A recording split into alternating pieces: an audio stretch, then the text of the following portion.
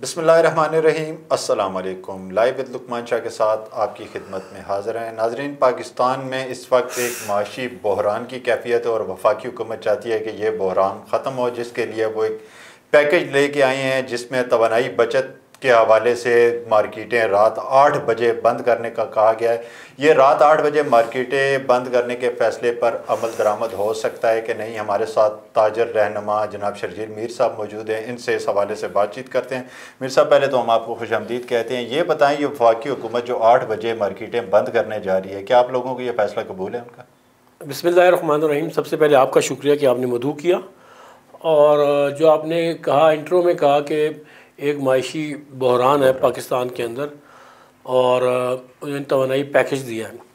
अगर तो ये बात हमारी तरबियत की जाती और हमें बताया जाता कि वाक़तन इस मुल्क में जो है डे लाइट में काम करना है और हमने अंधेरा जो है वो इस्तेमाल करना है अपने घरों के अंदर, लेकिन हुआ है कि हमारी तरबियत नहीं की गई इस मामले में शुरू से। लेकिन अब जाके जब आप एक जगह पे आके फंस जाते हैं, यानी कि आपको 76 साल हुए हुए इस मुल्क को बने हुए, आज तक आपके पास तवानाई नहीं है, आज भी बिजली की शॉर्टेज है, आज भी गैस की शॉर्टेज है।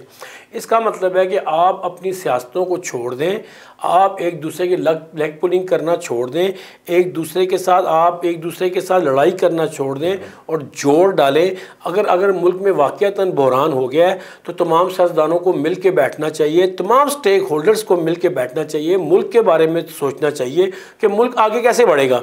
ना कि आप वो जो जिसको कहते हैं कि दुनिया में कि ताजर मईशत में रीढ़ की हड्डी की हैसियत रखते हैं, अब वो हर वक्त गवर्नमेंट का साथ देते हैं, चाहे वो कोरोना हो, चाहे वो कोई भी किस्म की ज़लज़ला आ जाए, कोई तूफ़ान आ जाए, कोई अल्लाह की तरफ से आफत आ जाए, ताजर आपका साथ भी देते हैं और आपके साथ खड़े होते हैं मुश्किल वक्त में।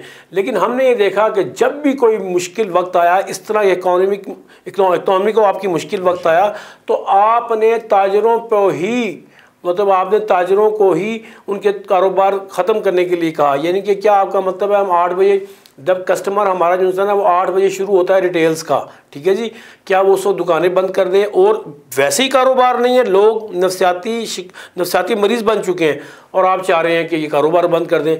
अब जब कारोबार बंद करेंगे 8 बजे, रेस्टोरेंट में लोग कम से कम 11-12 बजे तक लोग जाते हैं वहाँ पे। आप कह रहे हैं कि रेस्टोरेंट को लिए तो वो कह रहे हैं हम टाइम बढ़ा सकते हैं, 10 बजे तक कह रहे हैं ना, 8 नहीं, उन्होंने कहा 10 बजे तक रेस्टोरेंट भी बंद होंगे। तो मैं समझता हूँ कि इस वक्त ये ज़रूरत नहीं है, आपको जोड़ की ज़रूरत है, तमाम पार्टीज मिलके बैठे, इकॉनमी बेहतर होगी तभी। और दूसरी बात यह है कि हम देखते हैं कि जब हम जाते हैं कि सरकारी इदारे में तो वहाँ पे एसी चल रहे होते हैं, हमें तो लगता है कि एसी इस तरह चल रहे होते हैं कि यहाँ पे इलेक्ट्रिसिटी बिल्कुल मुफ्त मिल रही है और बिल्कुल यहाँ कमी कोई नहीं है। जब हम जाते हैं सर्दियों में तो वहाँ हीटर ऐसे चल रहे होते हैं, इतने गर्म कमरे किए होते हैं और इस तरह तेज़ गैस आ रही होती है। वैसे पूरी पाकिस्तान में गैस आती नहीं है, लेकिन अब सरकारी इदारों में चल जाए वहाँ बड़ी तेज़ गैस आ रही होती है, लगता है कि गैस की कभी शॉर्टेज हुई नहीं है और लगता है कि गैस इतनी वाफिर मकदार में है और यहाँ पे फ्री मिल रही है जो इस तरह इस्तेमाल हो रही है।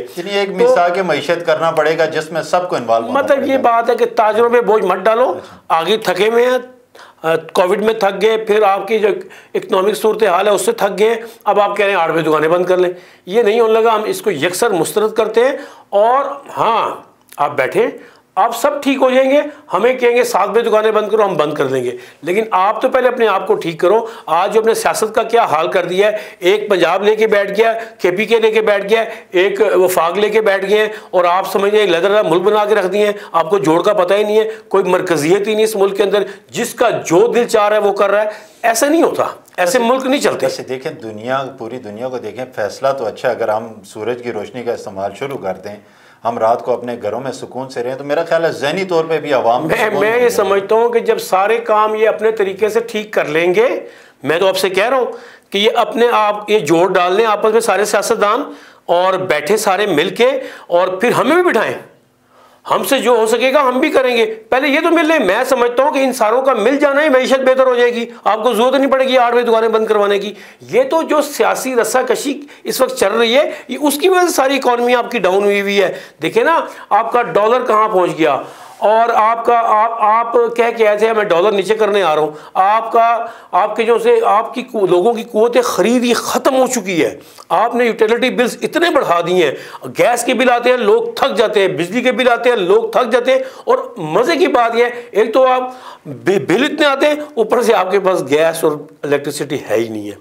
कितने अफसोस की बात है, हम 76 साल क्या करते रहे हैं, हमने इस मुल्क को क्या दिया है। ये सियासतदानों को सोचना चाहिए कि ये मुल्क हमारा है, हम मिल बैठें इस मुल्क के लिए। अपनी अभी सियासत को छोड़ देना, इस मुल्क के बारे में सोच लें। जब हमने इस मुल्क के बारे में सोच लिया, इस धरती माँ के साथ हम सिंसियर हो गए, तो आपको ये काम करने की इंशाअल्लाह ताला ज़रूरत इसलिए नहीं पड़ेगी कि हर सेक्टर फिर आपका साथ देगा। आपकी विल नज़र जब आ रही होगी ना कि आप करना चाह रहे हैं, तो हर सेक्टर आपका साथ देगा। हम भी जिम्मेदारी से कह रहे हैं, हम भी साथ देंगे। क्या कोरोना में हमने 1.5-2 महीना लॉकडाउन नहीं किया? हमने जिम्मेदारी से किया। हमें पता है पाकिस्तान को जिम्मेदार मुल्क करार देना है। क्या आपने देखा कि हमने कोरोना में 4 बजे दुकानें बंद करने का टाइम होता था, तो हम 4 बजे दुकानें बंद कर देना? हल मैंने आपको बताया है, हल बिल्कुल सादा सा है। तमाम पार्टीज को हुकूमत के इस पैकेज के मुकाबले में आपका हाल क्या है? तमाम पार्टीज को वफाकी हुकूमत माँ का दर्जा रखती है, बड़ी है, पाकिस्तान उसके हाथ में है। उनको माँ का दर्जा इख्तियार करते हुए तमाम पार्टी के स्टेक होल्डर्स को बिठाना चाहिए। उसमें जो आपने फरमाया कि इस्तेकाम मईशत को आगे लेकर चलना चाहिए, और जमहूरियत वो जो कह रहे हैं कि मिसाके जमहूरियत वो मईशत के लिए करनी चाहिए। मिसाके मईशत कह ले, इस्तेकाम मईशत कह ले, ये सब मिल के बैठेंगे तो ये हो सकेगा। तो मुझे उम्मीद है कि ये काम, मतलब ये आप 8 बजे बंद करना, 10 बजे बंद करना, ये आपको ज़रूरत नहीं पड़ेगी। हाँ, मैं इस चीज़ का हामी हूँ, बिल्कुल हामी हूँ कि इशराक के बाद काम शुरू हो जाना चाहिए और मगरिब से पहले दुकानें बंद हो जाने चाहिए। ये मेरे आका का तरीका है। जो ममालिक ये करते हैं वो आज हमारी दुनिया में सबसे आगे हैं। आप देख लें, जितना भी यूरोप है, जितने ये चाइना है, आपका जापान है, ये सारे के सारे मगरिब से पहले बंद कर देते हैं। और हमारे मुसलमान जितने भी ममालिक हैं वो उल्टा चल रहे हैं, वो लेट आते हैं और रात लेट तक बैठते हैं, इसीलिए बरकतों का नज़ूल नहीं है। ये तो सच बात है, इसको कोई माने या ना माने, हमें इशराक के बाद कारोबार करने का हुक्म है और मगरिब से पहले बंद करना चाहिए। ये सुन्नत तरीका है। लेकिन ये इसको इस तरह लेना, इसको इस तरह तरबियत करें कि ये आपका हमारा तरीका है, मुसलमानों का तरीका है। इसको इस तरह ना ले कि आज हम फंस गए हैं तो ताजरों को दबा दो जी, दबाने वाला काम नहीं होगा। अच्छी बात आपने की है। अच्छा, एक एतराज़ और भी आता है ताजर तंजीमों पे कि जब भी टैक्स नेट बढ़ाने की बात की जाती है या गैर रजिस्टर्ड ताजरों को टैक्स नेट में लाने की बात की जाती है, तब भी आप हड़ताल पे चले जाते हैं, शटर डाउन पे एहतजाज में चले जाते हैं। इसकी क्या वजह है? बिल्कुल मिसकॉन्सेप्ट, बिल्कुल गलत। हम खुद कहते हैं टैक्स की ब्रॉडनिंग होनी चाहिए। जो थोड़े से ताजर अगर टैक्स दे रहे हैं उन पे बार बार बोझ मत डालो। जो 60 लाख ताजर है पूरे मुल्क के अंदर, और अभी तक 18-19 लाख ताजर टैक्स नेट में हैं, बाकियों को शामिल करो। आपके प्रोग्राम के तवसत में अभी खुलेआम ये बात कह रहा हूँ कि सबको टैक्स नेट में आना चाहिए, सबको टैक्स देना चाहिए। लेकिन आपका महकमा जो है वो टैक्स लेना चाहता ही नहीं है, ठीक है ना। अगर वो अपने, मैं समझता हूँ कि मतलब वो नहीं, उनके पास देखे ना, उनके पास ब्लैकमेलिंग के तरीके कैसे बचेंगे, कैसे करेंगे वो, जब वो 10 टैक्स वाले होंगे, 80 टैक्स वाले नहीं होंगे। वो टैक्स जो उन्होंने गवर्नमेंट को जमा करवाना है वो सारी बात है उनकी जेब में जाएगा, तो वो गवर्नमेंट की ज़रूरत नहीं है। ये तो इतना सिंपल सा तरीका होना चाहिए। हमने 10,000 दफ़ा इनको कहा कि बिजली के वो कमर्शियल बिल मौजूद हैं, अब काफ़ी वैसे बेहतर हो रहा है, आप उनको सबको टैक्स नेट में ले आए। जो अपना एनटीएन नंबर दिखा दे उसको छोड़ दे, जो एनटीएन नंबर दिखाए उसको टैक्स नेट में ले। हम ये इनको कहते हैं कि टैक्स नेट, टैक्स को एक प्रोडक्ट बना के हैरस ना करो। ये क्या कहता है, FBI हैरस करता है, वो भाग जाते हैं। डॉक्टर साहब, शर्जील मीर साहब आपके लिए बहुत अहम बात कर रहे हैं कि आपका महकमा टैक्स लेना ही नहीं चाहता, ज़रा गौर कीजिए। मैं आपसे फरमा रहा हूँ कि आप टैक्स लें, टैक्स को प्रोडक्ट बनाएं। कल भी मैं RPO साहब से मिल के आया तो मैंने कहा आप कहते हैं मैं RPO हूँ, डॉक्टर कहता है मैं डॉक्टर हूँ, और आपका इंजीनियर कहता है मैं इंजीनियर हूँ, आपका मिनिस्टर कहता है मैं मिनिस्टर हूँ। तो मैं आज जो आपके पास आया हूँ, मैं डॉक्टर साहब से भी ये बात करता हूँ, मैं जो आपके पास आज आया हूँ, मैं अपना नाम लेने आया हूँ कि मैं कौन हूँ, ताजर की शिनाख्त क्या है? पूरी दुनिया के अंदर ताजर की बड़ी इज्जत है। यहाँ ताजर को चोर बनाकर है नहीं, चोर बनाकर चोर कहा जाता है। ठीक है, पुलिस वाला, एक आम पुलिस वाला भी हमें कहता है ओए। सबसे अहम बात है, जब ताजरों की इज्जत नफ्स मजरू करोगे, उसका दिल नहीं करेगा आपको टैक्स देने को। लिहाजा आप टैक्स को प्रोडक्ट बनाएं, यानी कि हमें क्या इनिशिएटिव देते हैं कि हम टैक्स दें आपको अपने सरकारी इदारों में हमारी अहमियत होनी चाहिए कि जब टैक्स बेयर जाए उसको प्रोटोकॉल मिलना चाहिए। जब वो आपका एयरपोर्ट पे जाए उसका काउंटर लगा होना चाहिए, जब वो रेलवे में जाए उसका काउंटर लगा होना चाहिए, जब वो सरकारी अस्पताल में जाए उसका काउंटर लगा होना चाहिए। उसको पता चले कि अगर मेरे पास एनटीएन नंबर है और मुझे इतनी वो कर रहे हैं, प्रोटोकॉल दे रहे हैं, तो वो ऑटोमेटिकली आपका टैक्स होल्डर बनेगा। लेकिन अब उसको जब हैरेस करेंगे, चोर कहेंगे, तो फिर कभी भी ऐसा नहीं होगा कि वो आपका मेंबर बने। जी अच्छा शर्जील मीर साहब, एक बहुत बड़ा मसला जो तकरीबन हर शहर में है, जो आप लोगों से जुड़ा हुआ है, तजावुज़ात। यस, दुकान का शेल्टर वहाँ पे है और 10 फुट बाहर रोड पे उसका सामान लगा हुआ है। इससे किस तरह? मैं इसकी भी पॉलिसी बयान आज देकर जा रहा हूँ और इसको रिकॉर्ड में रखिएगा। हम तजावुज़ात के इंतहाई खिलाफ हैं।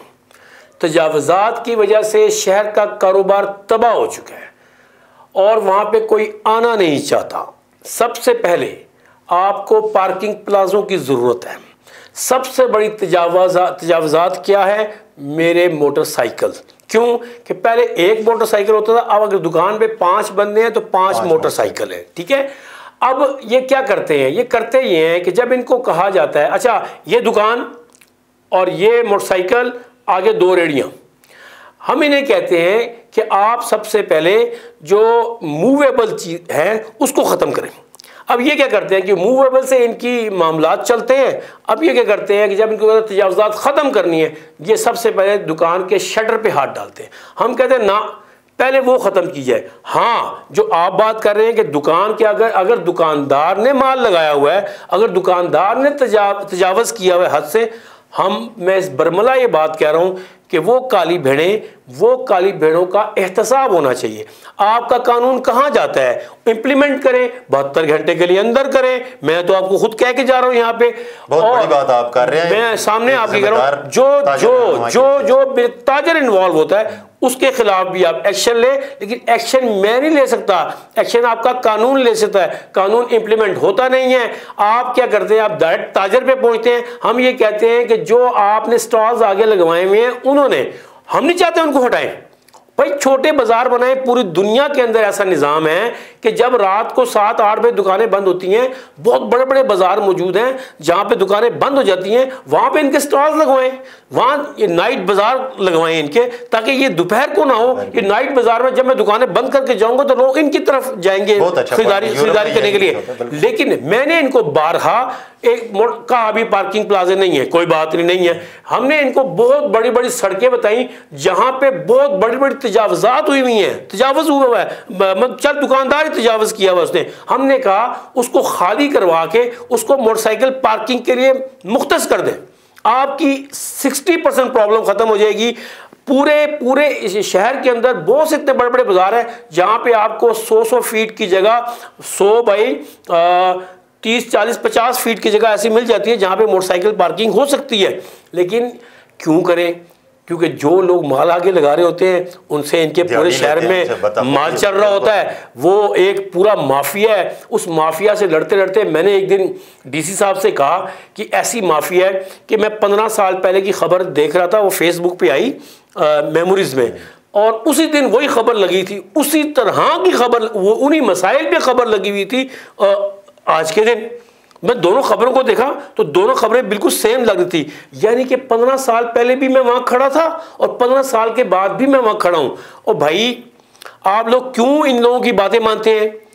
हम पागल हैं कि क्या अगर 10 लाख ताजर टैक्स दे रहे हैं तो वो कहे 50 लाख के तो मत दो, सारा बोझ हमारे पे डाल दो, ये मुमकिन नहीं है। आप ये कैसे सोच सकते हैं कि लाखों दुकानें अंदर हैं, अगर 20 दुकानें, 30 दुकानें, 100 दुकानें बाहर हैं और वो तजावज़ कर रही हैं और लाखों को नुकसान हो रहा है, ये कैसे लीडर चाहेगा कि वो 100 इंजॉय करे और लाखों तबाह हो जाए?